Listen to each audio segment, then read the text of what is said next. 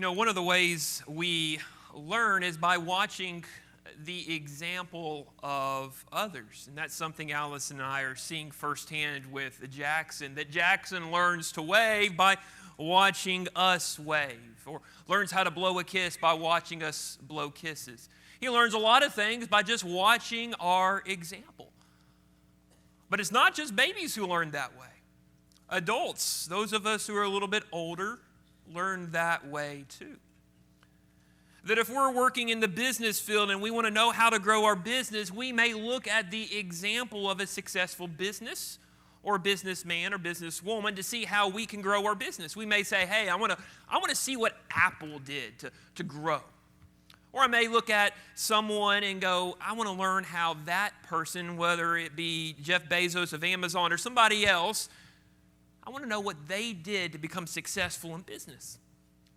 Parents may do that. They may be going through that season of parenting and they're going, okay, how am I going to navigate this lovely season of life? And so you look at the example and you study the example of those who've gone before you and who are successful parents.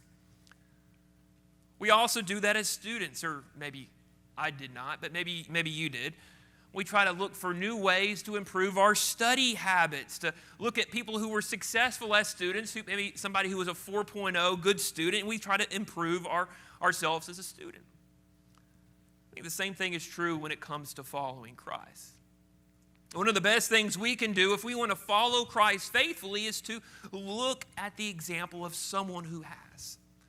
To look back from a distance, realizing that we're all flawed and we've all sinned and we've all fallen short of the glory of God, but we look at individuals who have navigated this life successfully. And look at their example and see some things in their life that maybe we want to imitate. And that's why I really wish I could spend some time with the Apostle Paul. I would love to hear how he preached. I would love to learn how he evangelized, how he was able to go to all these cities and all these places and be so successful as an evangelist. I want to see what made the Apostle Paul tick.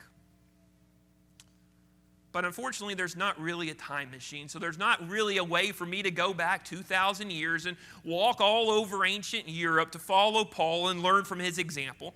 But if we look there in 1 Thessalonians 2, 1 Thessalonians chapter 2, we see just a little bit of a hint. We see a little bit of a guidebook. We see Paul's strategy for success there in 1 Thessalonians 2. Paul shows us here in 1 Thessalonians 2 how we can be successful even when we face challenges in our life.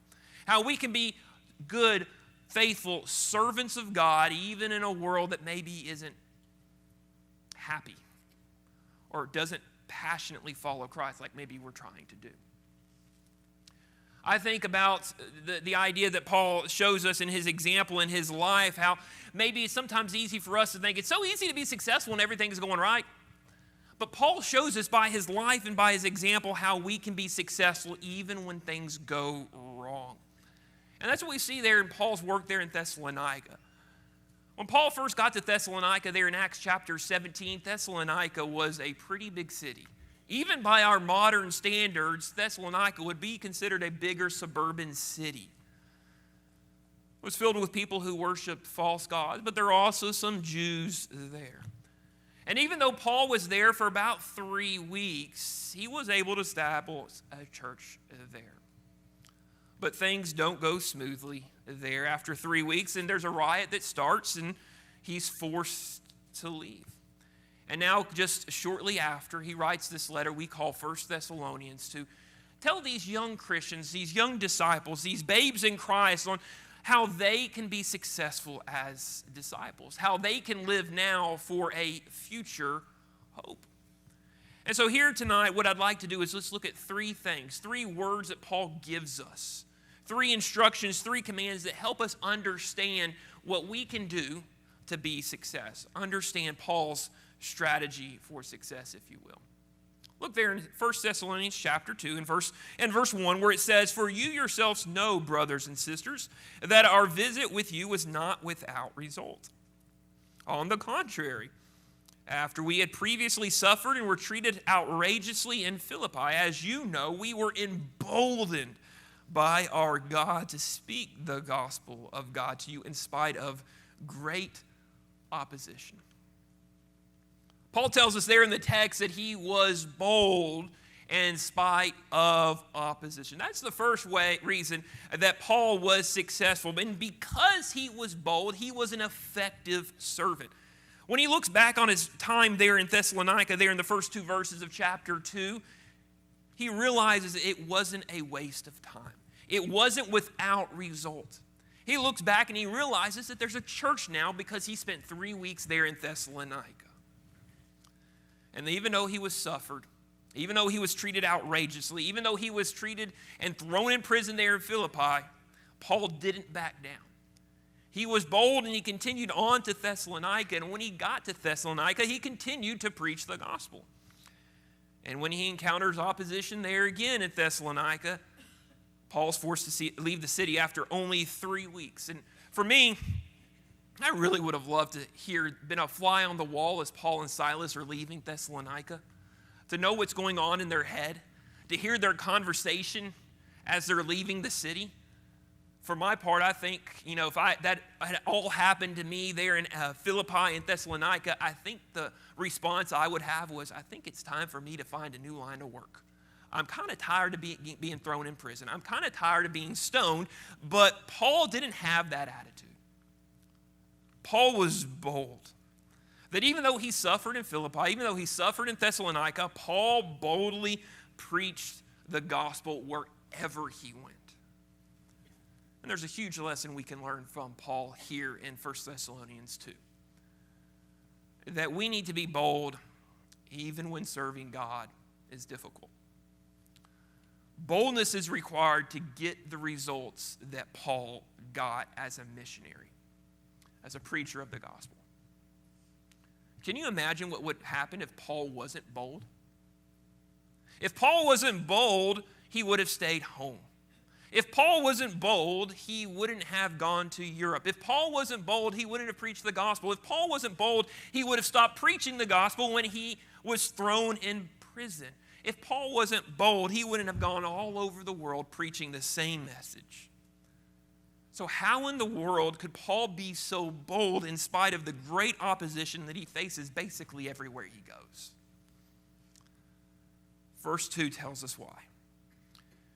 He was emboldened by our God. Paul's boldness doesn't come from himself. Paul's boldness comes from God. And maybe that's why we struggle to be bold sometimes. Maybe we struggle to be bold in our walk with God and our discipleship because our strength, and we look for our strength within ourselves, and instead of looking for boldness and strength in God. And because we look for strength in ourselves and we're looking for strength in the approval of man, when things go rough, we do nothing. When things go rough, we say nothing. We don't want to cause a scene. We don't want to cause division. We want to be comfortable. Or maybe we say things like, no one cares about Jesus any bit more. No one wants to go to church. And so that's why we're not bold and we don't tell our friends about Jesus. Guys, it wasn't any different in the first century when Paul walked all over the ancient world. Sin was everywhere. Immorality was everywhere. But that didn't stop Paul from being bold. It didn't stop the early Christians from boldly telling everyone they knew about Jesus. And do you know what happened there in the first century? Because early Christians like Paul were bold, the gospel spread everywhere. In fact, less than 100 years after Jesus lived and died there on the cross and was raised from the dead, Pliny writes to the Emperor Trajan about 120 or so, 130 or so BC, and writes to Trajan there, I think it's from Ephesus, but don't quote me on that, and says, look here, the temples are empty. No one's buying sacrifices. No one's worshiping our pagan gods, and it's all because of these Christians. How in less than 100 years did these temples that were once filled with idol worshipers become empty? They were empty because early Christians like Paul were bold. And we need to be bold too. If we don't want our work to be in vain, if we want our work to be fruitful, we need to make maybe 2 changes in our life, 2 changes in our heart. We need to stop looking for man for approval, and we need to start looking to God for approval. Look there in verse 4. We're going to spoil the surprise here in a second. There in verse 4, it tells us that just as we have been approved by God to be entrusted with the gospel, Paul there in the text looks to God. He realized he has been approved by God. He doesn't care about the approval of man. Nothing is more powerful for us than recognizing God is the only one we need to please. And when we realize that God is the only one we really need to please, it frees us up to be bold and speak the truth with power and conviction and from the heart. We need boldness today. We need boldness to share the gospel. We need boldness to stand firm for the faith. We need boldness to live for Jesus in a world that is much like Paul's there in the first century, that is very hostile to our faith. And the key to that kind of boldness in our life is looking to God and looking to please God in all that we do. But Paul goes on there in the text in verse 3 and says, "For our exhortation didn't come from error or impurity or an intent to deceive. Instead, just as we have been approved by God to be entrusted with the gospel, so we speak, not to please people," Paul says, "but rather God who examines our heart. For we never use flattering speech, as you know, or had greedy motives. God is our witness. We didn't seek glory from people, either from you or from others." Paul, when he's there in Thessalonica, showed them that walking worthy of the gospel, following Christ, living with purpose, meant being pure of heart. And there in that section, those 3 or 4 verses that we just read, Paul spends a lot of time using words that are synonyms or similar to purity. And that leads us to the second reason Paul was successful as a minister, is that he was pure. There in verse 3, it describes how his exhortation, his message, his word was a pure message. That it didn't come from error or impurity or an intent from deceit. It was a pure message. But not just that, he had pure motives. That Paul had no desire to deceive them. He didn't use flattering speech. He didn't use all these extra things that maybe other speakers would have done in the ancient world. Paul was honest, and that leads us to the third method, that he used pure method to teach them. He was honest. He didn't use that flattering speech or greedy motives. God is his witness. He says, look at my motives. Look at my work there in Thessalonica. I was different. I was pure. And that was so different than what we see there in the first century. 2,000 years ago, there were philosophers that would travel from city to city, and they would go into one city, and if their message wasn't accepted, they would change their message. If they walked into a city and said, the sky is blue, and they said, no, the sky isn't blue, we think the sky is red, they would change it, and their message in that city would be the sky is red.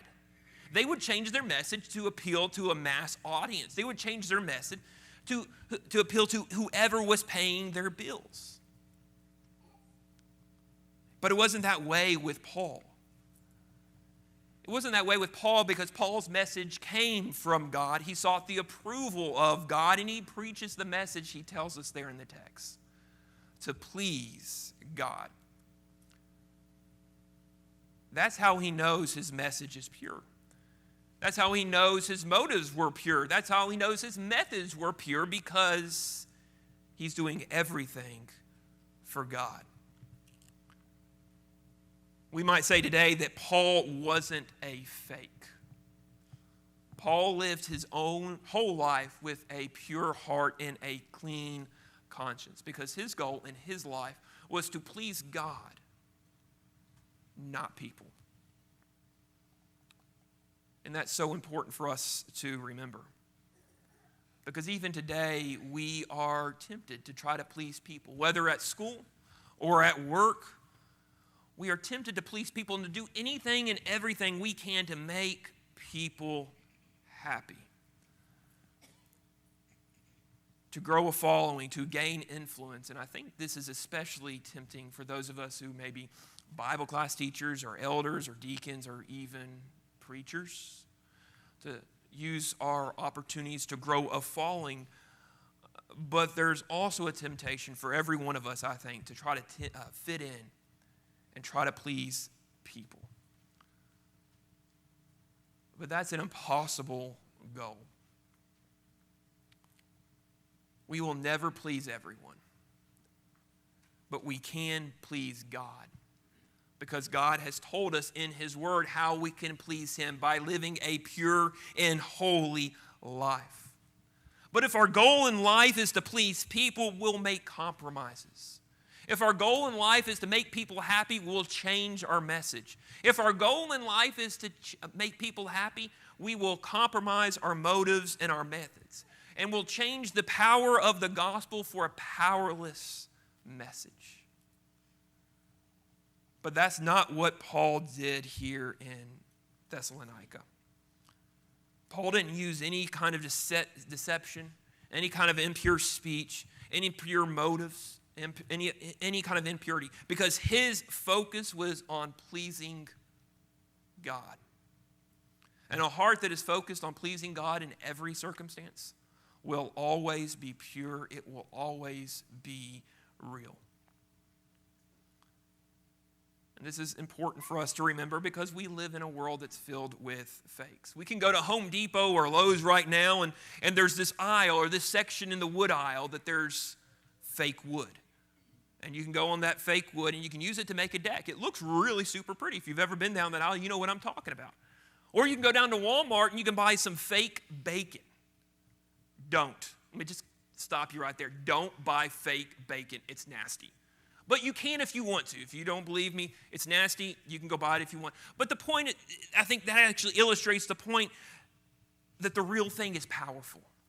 And when we live pure lives, when we live real lives, when we live genuine lives, it shows the power of the gospel through our life. And I think when we're pure and we're genuine and we're real, we'll be a whole lot more effective sharing the gospel with our friends and our families. We need to make it our goal to follow Paul's example here in 1 Thessalonians 2, to preach a pure message with pure motives, with pure methods. See, if our goal and our aim and our purpose in life is to please God, we must live with a pure heart, just like Paul is here in this text. But let's go down to the next section there in verse 7, where Paul says, although we could have been a burden as Christ's apostles, instead we were gentle among you as a nurse nurtures her own children. We cared so much for you that we were pleased to share with you not only the gospel of God, but also our own lives, because you had become dear to us. For you remember our labor and hardship, brothers and sisters, working night and day so that we would not be a burden to any of you. We preach God's gospel to you. You are witnesses, he says, and so is God, of how devoutly, righteously, and blamelessly we conducted ourselves with you believers. As you know, like a father with his own children, we encouraged, comforted, and implored each one of you to walk worthy of God, who calls you into his own kingdom and glory. You know, it's easy as we think about Paul's life and Paul's ministry to go, well, the only thing I need to do to be successful, I need to be bold like Paul, and maybe we need to be more bold, and I think that's correct. We need to be bold. Or it's easy for us to go, well, for me to be effective as a servant of God, I need to be pure, and maybe we need to be more pure in our life. But Paul takes it one step further there in the text. There's one more thing Paul does that makes him so effective. It's that he loved. Just look how he showed his love for the Thessalonians. That he cared for them so much there in verse 8 that he didn't just share the gospel with them. He shared his life with them. I think that's so important for us to remember. That it's not enough for us just to teach the message. Sometimes what we need to do is to share our life. But it can be really hard for us to open up and to share our life. Maybe because we're scared about some of the mistakes in our past. Maybe we're scared to open up because we're scared we're going to be judged for the mistakes we've made. Maybe we're scared to open up because we've been burned in the past. But that's not the mindset Paul has. That even after everything he endured there in Philippi, and even after everything that he endured there in Thessalonica, he is not guarded. Paul opens up there in the text and he says, I shared my life with you. Paul does that because Paul's not concerned on what the Thessalonians can do for him, but what he could do for the Thessalonians. Paul had that mindset because he loved the Thessalonians. He understood that what they really needed wasn't just the gospel message. They needed to see how the gospel message lived in Paul's life, or was shown in Paul's life. And he showed them how to live that gospel message in love. Just look at the images that he uses there in the text. But there in verse 7, he describes himself as a nurse that nurtures his own children. Or there in verse 11, as a father does with his own children. How he encouraged and comforted and implored each one of them to walk worthy of God. Paul had that mind because he loved them. And because Paul loved the Thessalonians, it was easy for him to share his life with them. And this is a hard thing, I think, for us to put into practice. Because it's easy for us to say, well, I want to share the gospel with this person. I'm going to give them a tract. I'm going to share the gospel with this person. I'm going to put some material in their hands. And those are good things to do. And I'm not discouraging using tracts or using material to share the gospel. But what people also need to see in our life is us living the gospel. Handing a tract and handing a booklet or sharing something on Facebook is great. But that's not sharing the gospel effectively. We need to share our life, just like Paul does here in the text. We need to show people how gospel information leads to gospel transformation. And Paul, in his time there in Thessalonica, showed his love. He shared his life because he wanted the Thessalonians he wanted their life to be better. He wanted to point them to Christ. And if we want to show love like Paul, if we want to be effective like Paul, we must be willing to open up and to share our life, to live with people, and to show them what the gospel looks like in our life. For a moment, think about your life and the people who made the greatest impact on your walk with God. Who was it?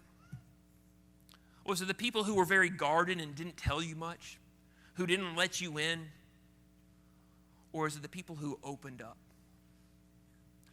and shared their life, shared their mistakes, showed you by their life what it looks like to follow Christ?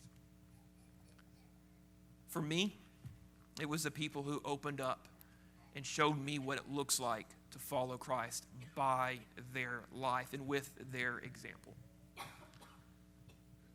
And why did they do that? Because they loved me. Because they cared for me. And if we want to be successful as servants of God, one of the things we need to realize is that deep, meaningful, impactful, loving relationships are part of life for all disciples of Christ. See, being effective in our service to God isn't just about talent. It's not just about ability. It's about being bold, being pure, and being loving in every situation, and looking for ways to point people and show people how to live now with a future hope. We need to live each and every day realizing that eternity can begin at any moment. That even now as we sit there, we may not make it home. But if we don't make it to our physical homes, will we make it to our spiritual home? You have a choice before all of us tonight. Are we following Christ? Are we following the example of guys like Paul, who showed us what it looks like to be successful as a servant of God, to be bold and to be loving and to be pure? Is that how we're living our life today? Maybe you're here and realize you haven't been bold and you haven't been pure and you've been living in sin and you're ready to make a change. If we could help you with that change and you're ready to follow Christ, please let us know while together we stand and sing.